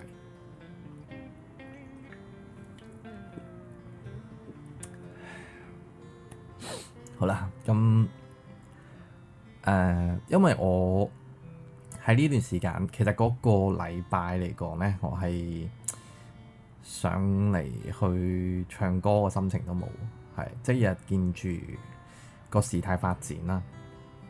其實係夾雜咗好多嘅好複雜嘅情緒，難過一定有噶啦，同埋係好即有種痛嘅 feel 係一定有嘅，更加多嘅係憤怒咯，係啊，即係對呢件事嘅一啲嘅。原本係可以控制嘅情況，但係導致到最後咁嘅局面，係更加多係表示出一種憤怒。咁雖然我都知道憤怒其實都唔可以改變到啲乜嘢嘅，係啊。咁但係係咯，更加多展現出嚟嘅係對一種咁嘅現象不公嘅一種嘅心情咯，係啊。咁啊，係好震撼同埋好痛心，係啊，所以都同在座嘅大家啦講啦，係啦，加油，香港人加油，係啦。唉，其實點解呢件事咧？其實點解要決定要擺到最後先講咧？因為我就預咗，我講呢件事嘅時候一定會有啲唔知點樣去形容，因為其實嗰種嘅心情、嗰種嘅情緒，我相信大家都會有，係啦。咁而我亦都係節目裏面，我係唔會涉及到任何關於任何政治啊，或者係一啲諸如此類嘅嘢啦。呢啲我唔會講，係啦。但係我只係相信大家經歷嘅嘢都係，即使唔係發生喺你身上都好，但係其實大家經歷呢件事件上面嘅心情係一樣，都係好難過，都好難受。所以希望大家俾多啲嘅力量啦，係啊，俾多啲嘅關注，喺呢件事件裏面嘅呢班嘅災民，係啦。咁就好啦，咁就希望大家可以係真係多多去關注呢件事件啊，係啊。咁就好啦，我唔係想輕大過呢件事，而係要講呢件事咧，我可以花好長嘅篇幅去同大家講。但係我希望喺我節目帶出嚟嘅一個嘅態度係正面同積極去處理目前喺我哋依家嘅見到嘅呢個情況啦，係啦。咁啊，係啦。呼籲都係想去呼籲一下，去幫助一下有需要嘅人士，係啦，加油大家！好，咁就時間嚟到咧節目嘅尾聲啦。咁就今晚其實開呢個節目唔係喎，唔好意思，我仲未講2026年嘅目標添。喂，大家交功課未？大家有冇諗好？你哋嚟緊2026年有啲咩目標要完成？係啊，咋諗係啊，有啲乜嘢可以打出嚟啊？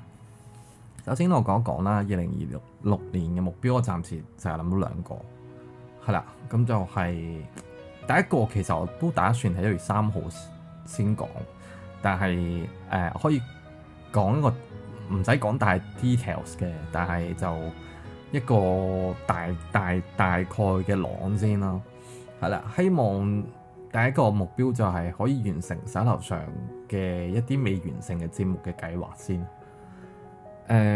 因為我呢個人呢係好棘嘅，點解咁講呢？我腦裡面有好多 idea， 我成日都會諗到好多個諗法。你聽下腦，你問下腦知嘅。我成日都會同佢 share 我呢啲嘅腦裏邊嘅諗法。喂，不如做個咁嘅節目啊，或者做咁嘅類型啊，我哋未試過啊嘛。咁但係咧，一嚟係冇咁多時間可以去做啦，其次係係我自己懶嘅呢部分。OK， 我承認嘅係啦，係我懶咗嘅今年，即係2025年呢段時間係懶咗嘅。咁所以就導致到嗰個拖延症會嚴重咗啦。咁但係就我都希望2026年嘅目標啦，難夾時間。希望2026年嘅目標就係完成咗目前手上嘅一啲嘅節目計劃先。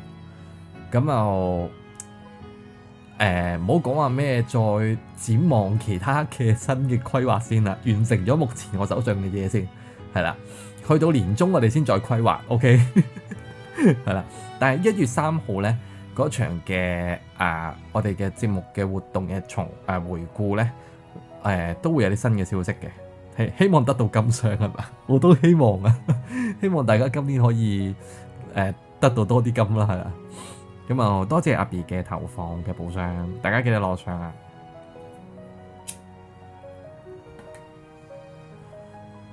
咁就第二點咧，就係係啦，即係嚟緊2026年嘅一啲節目規劃咧，咁都大家即係吊住大家癮先啦，係去到1月3號先再公佈啦。咁就第二樣嘢咧，就係希望可以買到部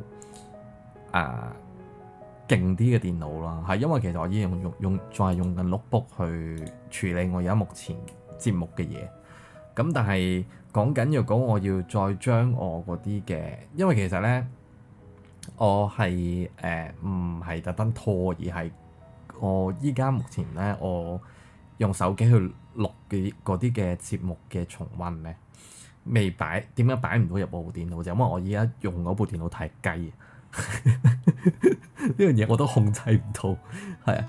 咁若果嚟緊會可以搞翻直播咁，當然最好啦。係希望可以買部到勁買翻部勁啲嘅電腦，去處理到我呢啲嘅日常嘅一啲節目嘅上面嘅安排，係啊。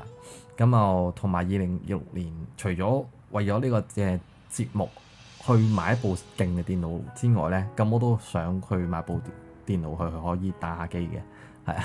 因為其實我本身嘅人都幾中意打機嘅，跟住尤其是咧，我前排咧喺 YouTube 度見到一個，我知道隊長都有玩嘅 Outlast， 佢一個模式咧，我覺得哇好吸引啊，我想玩啊。跟住係啦，即係等到我2026年可以手頭上嘅資金可以充裕啲嘅時候咧，等我可以買到部勁啲嘅電腦嘅時候，就可以實現我呢個打機嘅目標啦。係啊，咁我目前係諗到呢兩個目標先啦，係冇其他，因為工作上嘅嘢，其實工作我對依家目前嘅現狀好滿意，所以我就冇乜特別要去有啲咩突破住咯。目前跟住感情都一如以往啦，係啦，我都費事交代呢啲嘢，從來都唔會幫我 set 為呢個年度目標，所以即係都係隨緣咯。呢啲嘢係啊。咁又做啲咩咧？係啊，最主要都係關於最中意做嘅呢樣嘢啦，即係節目嘅上面嘅一啲嘅安排又好啊，或者係啲嘅規劃都好，係啦。希望2026年可以實現到呢兩個目標啦，係啦。佛系老太唔係咩？我都唔係佛系噶啦，但係我都唔係即係冇乜無欲無求啊！依家目前嘅人生嘅嗰個嘅，咁係嘛？你身邊嘅朋友又好啊，屋企人又好啊，即係各方面都係冇乜特別嘅事發生，即係平平安安咁，其實都已經好好噶啦，係啊，一定實現到，希望啦，係勝利歸言阿 B。咁好啦，咁你哋咁去到你哋嚟緊嘅2026年嘅話咧，即使你哋今晚 set 唔到目標都好啦，但係都希望可以趁住呢個2025年最後一個月，去諗一諗你嚟緊來年有啲咩想實踐嘅目標。去計劃一下啦，係啊，因為其實你問我咧，其實我講呢句説話好冇說服力嘅，因為我人咧嘅策劃能力係好差嘅，但係咧我係會有個想做嘅心喺度嘅，係啊，因為其實你連 set 都冇 set，你又點知做唔做到咧？係咪先？咁set 咗先，咁睇下去到年中嘅時候，再去檢視翻我依家目前呢個目標嘅進度去到幾多成，咁諸如此類。如果你話講緊第三樣我想做嘅話，就係嚟緊2026年，我想自己去日本玩，即係自己去日本旅行。呢個都可以算係2026年嘅目標之一嚟嘅。咁但係其實我自己從來都冇試過自己一個人去旅行，多數一係同朋友，一係同屋企人，係啊。咁我都未試過真真正自己一個去異國啦，係啊，咁自己好開心噶，係嘛？係啊，我自己想實現下呢樣嘢啊，但係唔知啊，係啊，即係希望啦，但係首要目標係解決咗部電腦先嘅，係啊，亦都 plan 今年係啊，露露之前佢今年都有個節目係講佢關於去日本嘅計劃，最係5年嘅喎。係啊，即係5年要去齊呢啲地方喎，係嘛？超開心，日本好 OK 一個人來。係啊，因為一嚟我覺得日本係好安全嘅一個國家啦。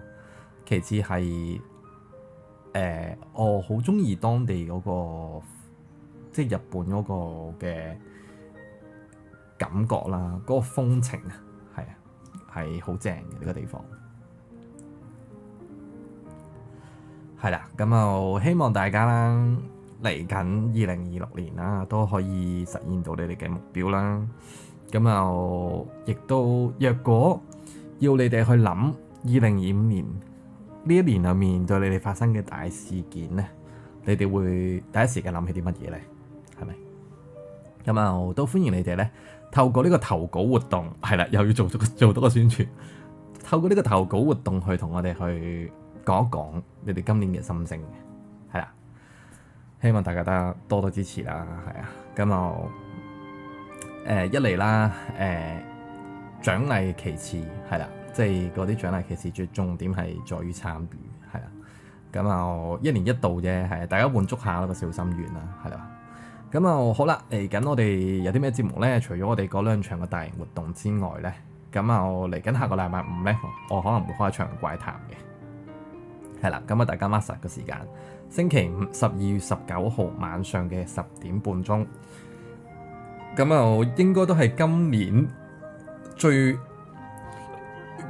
嘅最後一場怪談啦。咁而呢個嘅時空旅館都應該係今年最後一場噶啦，係啊。咁時空旅館應該去到下年先會再同大家見面噶啦。係講到下年見，我哋真係要咁同埋頭先咧有留意，如果你哋有留意個 opening 啦，係頭先我唔記得講，嗰個 opening 係用埋今晚嘅啫，係啊，到我2026年咧，我就會整個全新嘅 opening 嘅，係啊，即係所以頭先嗰個 opening 絕咗版嘅啦，係啊，大家有幸聽到嘅朋友咧，係都聽咗成年啦，係咪先？咁所以就可以期待一下嚟緊2026年嘅新嘅時空旅館嘅 opening 啦，係咁關於時空旅館嘅一啲嘅節目嘅計劃咧，咁我亦都會去等到1月3號再同大家公佈嘅，希望大家入嚟多支持。到時好啦，咁我唱埋首完場歌，咁今晚嘅節目就完結啦。咁開放翻咪，最俾大家自由排咪。咁再次多謝大家今晚入嚟去收聽嘅朋友仔啦。咁亦都多謝你哋喺下面同我互動啦，等我唔使好似一個傻佬咁自顧自咁講嘢啦。咁亦都多謝排咪嘅沙拉啦，係多謝大家嘅禮物同埋大家嘅祝福。咁都祝福你哋啦，2026年係啦，越嚟越好，好冇？咁我諗我完場唱咩歌先？其實我有諗過，但我唔記得咗，我揾先。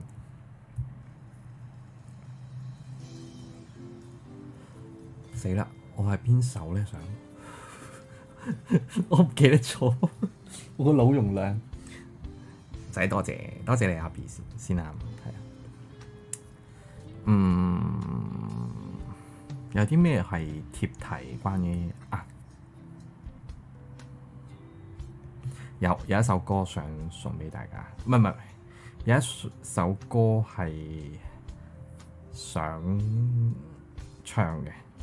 係啦，就關於我頭先講關於大埔嘅呢件事件嘅想唱嘅首歌啦，係啦，咁我希望大家係啦過咗呢個2025年之後可以順順利利啦，大家係啦，好，咁我就今晚原來我冇轉嗰個主持模式，所以我就唔使換翻嗰個房間模式。好啦，咁我唱埋呢首歌咧，就休息一陣。咁大家如果想唱歌排咪嘅，都歡迎繼續排咪；歡迎繼續掛聽嘅，都歡迎繼續掛聽嘅。係啦，咁送首歌俾你哋，係啦，希望你哋嘅2026年越過越精彩。係啦，多謝大家，我哋時空旅館下年再見 ，thank you。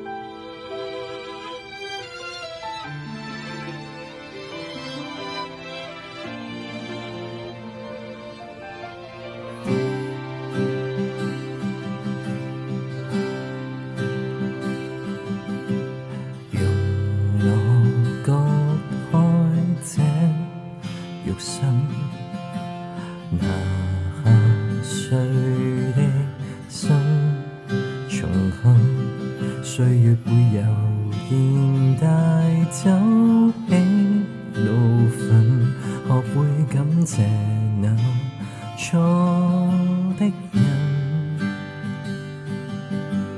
年少女一點無知，人大了只想隨意，試着去遺忘昨天不斷事，你有多難過我都知。假使世界原來不像你預期，仍懷着一顆謙卑來面對不安的天氣。風雨不會沒了期，終於會等到夢寐。時日在變遷，不減你是你。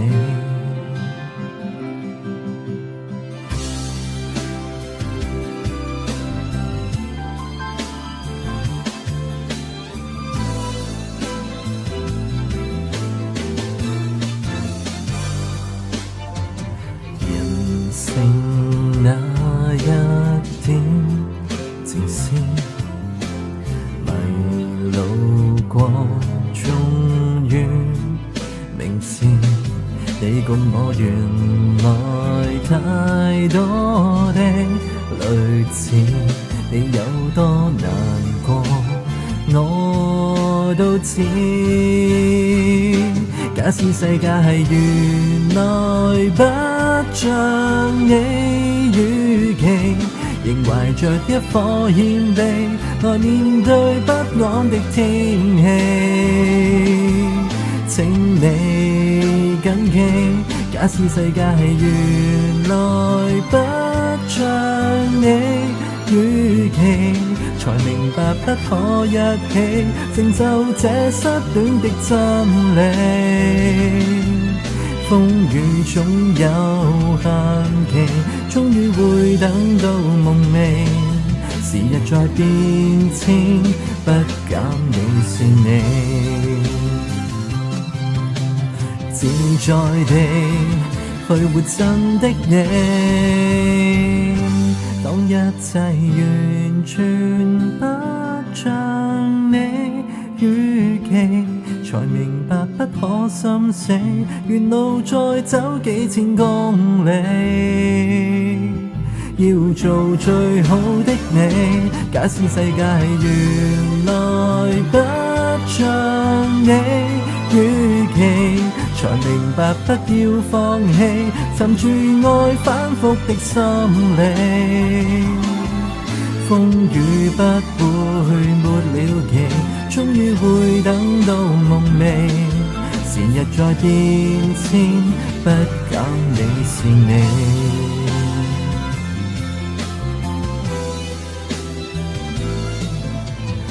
我的心中有着你。